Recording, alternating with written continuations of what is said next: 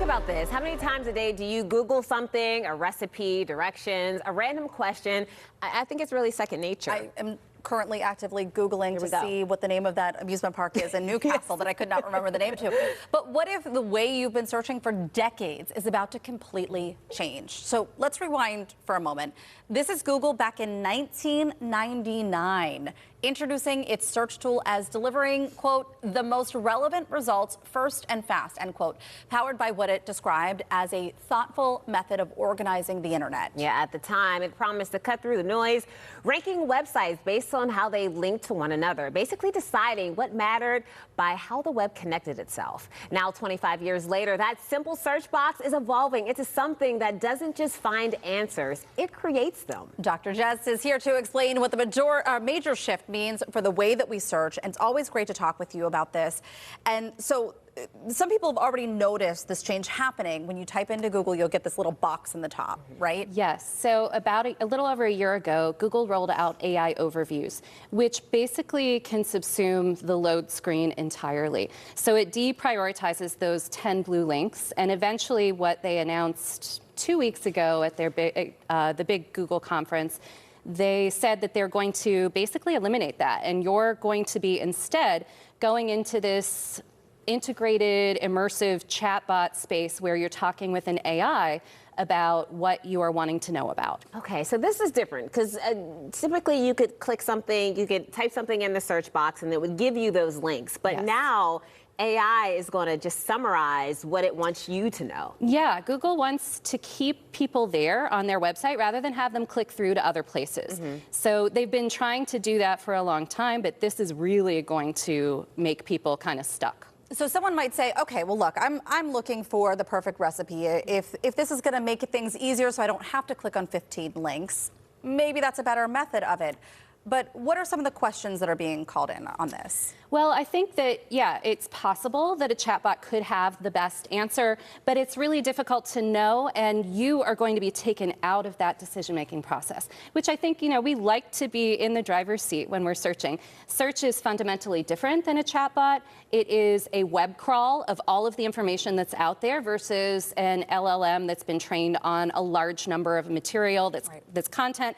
If it doesn't already exist in the training model, it may not be available. So maybe you would miss a new recipe that is really what you want. Yeah, there's a large part of this that makes me feel as though this is taking away our individual choice. Yeah. Why is this happening now? Well, about 10 years ago, the CEO of Google announced that they are going to become AI first. At that point, they were focused on mobile and they were pivoting away into AI. They had already become extremely dominant in search to a point where in 2024 they were found to be in violation of antitrust laws because of their dominance. 90% of searches happen on via Google on laptops, 95% on mobile, and they were supposed to have their business broken up so that they couldn't be so dominant. I think they kind of can rest on their laurels when it comes to search. They don't have to fight to keep us because they already have us. Well, right, we use it as a verb now. Yeah, like exactly. we said earlier. I do want to talk about, though, like we are entering into this territory where while this technology has existed for a while, and we've been using Siri forever, I mean, that's an AI bot of sorts, right? So we've been using it for a long time, but we're also seeing things like what just happened in Florida with a lawsuit being filed against OpenAI. So we're seeing some questions come in about how it's being used, what's happening with it when we have this open platform like that. So, what do we think moving forward? Are there going to be ways to opt out of something like this if you don't want it to be your dominant? Well, there are some alternatives that are available. I think one of the biggest concerns that I have about the integration and kind of inescapability of these chatbots is the lack of safety protocols and the lack of accountability. So the lawsuits kind of speak to that there have been a lot of horrible worst-case scenarios of people being kind of provoked by a chatbot to do terrible things to themselves or others. So that, I think, does really need to have a lot of refining. And unfortunately, right now, the priority for these companies seems to be becoming dominant, becoming the Google of AI. Right. So the other thing is there are alternatives. There's one called Start Page, which actually allows you to turn off AI. It uses a proxy for Google. For now, it's able to do that. There's Ecosia and Quant. There's also and UDM equals 14, which if you put that into the search box, removes any AI, or there's a website that's called that.